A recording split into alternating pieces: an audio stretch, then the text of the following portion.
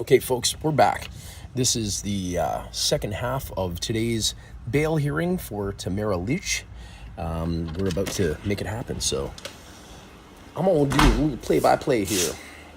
Gotta get my headphones in, gotta do all the things. They are back in court. Again, in just a second. I don't want you guys to hear a thing because it's not legal for me to broadcast this, but it's okay for me to kind of give you my 2 cents worth on it. Just give me a moment. Get her done. Okay, they're not talking yet. They're just in the courtroom waiting for me to come, I bet. Because I'm pretty sure they want truth and justice to reign. They probably want the truth to come out. Yeah, they want what's fair and good for all Canadian citizens, I'm quite confident. Actually, if they did, they'd probably be able to broadcast this, but... All right. Getting ready. Oh, there's a cop in the court. Look. See? Okay, hold on. Under section 136. Oh, Tamara is there. I see her in the bench now.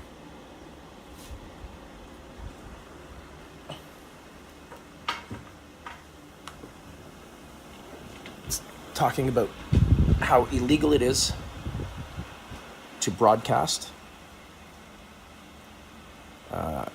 any of the proceedings. So I can't do it, but I can tell you what's going on. Okay. The Crown Prosecutor is back on, and he's giving a document here talking about the reverse onus provision.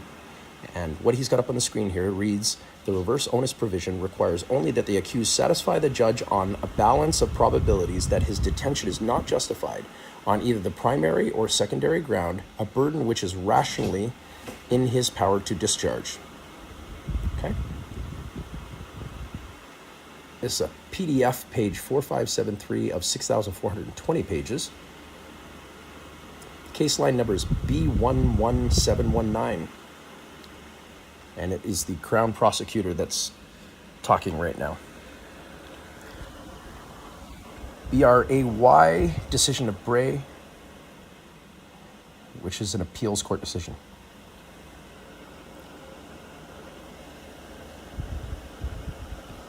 Okay, so he's reading over what I just read there. Okay. Can you hear better, I hope? You can't hear or see anything on the screen, hopefully. Please let me know. I want to make sure of that. Okay, so he's suggesting that it's a logical inference that Your Honor could draw, and he highlighted the fact that is a burden which is rationally in his power to discharge, talking about the judge's ability, because in this particular case,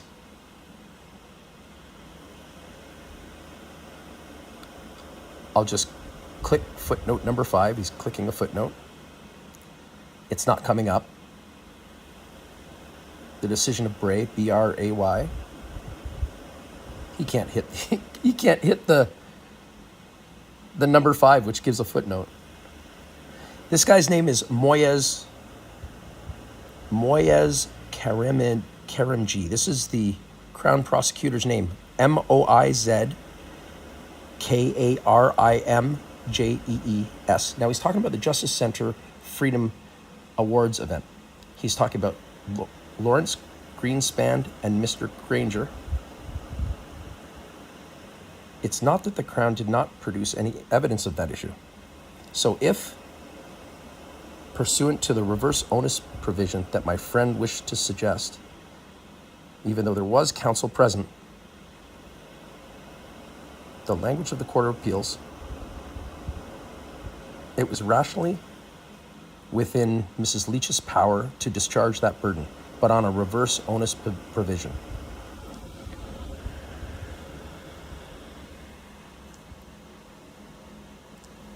Yeah, she's seriously still in. They picked her up 2 days before Canada Day, incidentally.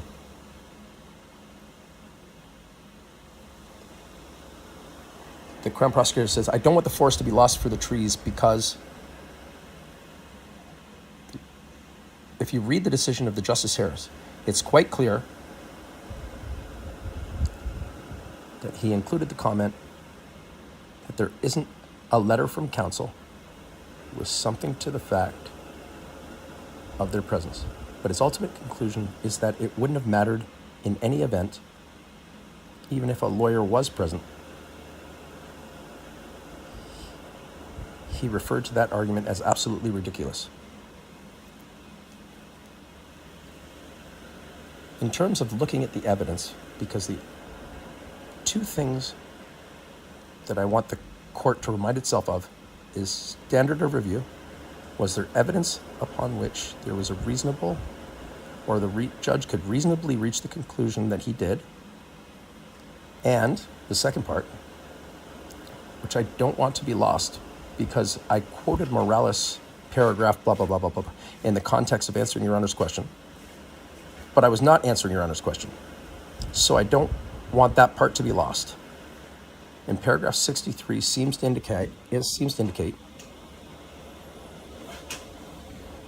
if there are reasonable grounds to believe that this trust has been violated, which there are, because reasonable probable grounds has been admitted,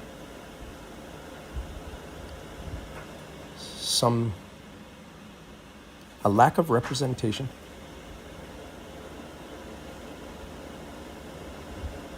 the original assessment. Okay, so what they're saying is she did not have proper representation. I'm going to just go back. Reviewing the question, is there an error of law? Pursuant to Morales, the leading case in reverse onus provisions, what further evidence has been presented to the court? He's asking.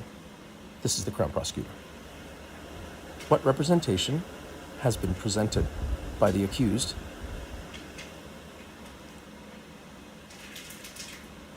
and that becomes absolutely essential because there has been none. Justice Harris was quite clear that there's a limit of the same plan that was presented in the past. Not one degree of change was proposed. Since Your Honor is looking, was there an error of law by Justice Harris? Just based on Morales, there is no further reasons presented to the clerk or prosecutor. There has been no error of law. There's been nothing presented to them outside of what they originally had. Now let's look at the evidence, because I have highlighted the fact that the question was, were the findings of Justice Harris reasonable? So let's look at the evidence. And one of the things is that the record before Your Honor makes it abundantly clear that, however well-meaning the surety might be, she has testified that she's a very busy person. She works the equivalent of 2 or 3 jobs. She's a mother. And by 2 or 3 jobs, I think she runs a business and is full-time employed, and she's relying on a relationship of trust with Mrs. Lich.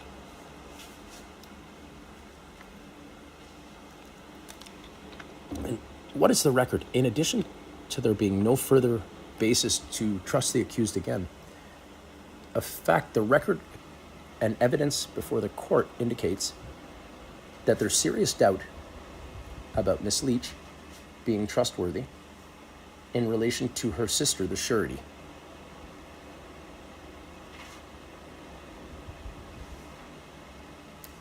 I'm going to request the court to go on to the document. This is literally how he's speaking, dude. Where it's titled in terms of the material, not strictly in order. Skip 1 and go to B1994, page 56 of the cross-examination. And this is what I'm looking at on the screen right now. No, he hasn't changed the screen yet. They're in a little small screen. What does Miss Lich say before Justice Phillips? I asked her, and by giving permission to use your photo with the Freedom Movement, you agreed with me that you were basically giving your approval to allow them to post your photo on social media. And Miss Leach said, yes, lots of people have posted my picture on social media, Mr. Whatever. And I follow up by saying, no, that's not my question, Miss Leach. My question is, you were giving your approval that she could post your photo on social media. Her answer was yes. And then, if your honor turns to the next page, which page 57 of the cross-examination, and I put to her that this person by the name of Puzwir Rizwi, and she says, you are all invested in the Freedom Pendant? Did she ask your permission for you to be the brand investor? Her answer was, she indicated that I kind of was the prime investor, but because of the movement, yeah. And here's what I suggest to her. And you said, sure, go ahead. Here is my photograph. Use it as you see fit. Correct? Her answer, yes.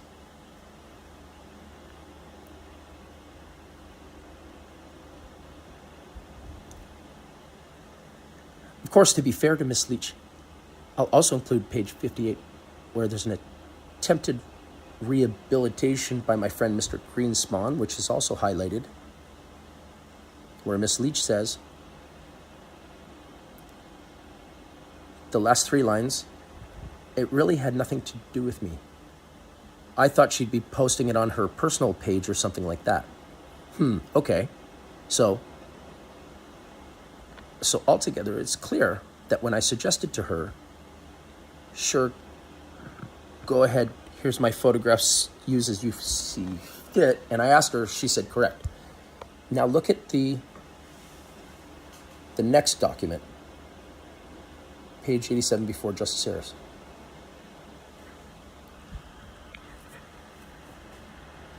Now looking up documents, page 87. Thank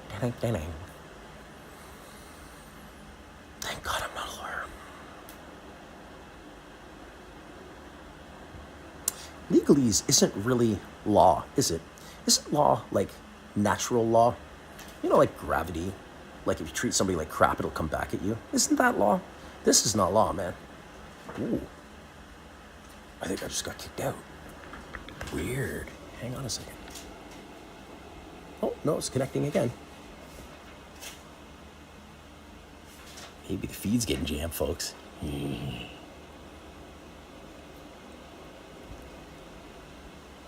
Okay, well, I'm going to restart here. Not restart the computer, just restart the feed. Let's see what's going on. In all fairness, the power was out here last night. There was a big storm, and some of the lines came down, but it should be working now. Although, look, they kicked me off the internet. They kicked me off the internet. Let's just see. Let's just see. Honey, which one is this called? It's Bell. What's the code? Because it's kicked me off the internet here.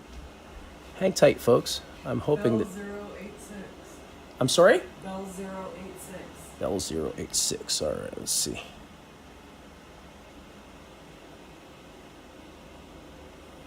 Okay, that ain't working. It's not showing up at all. I wonder what they're doing to us here, folks. Okay, you know what? I might have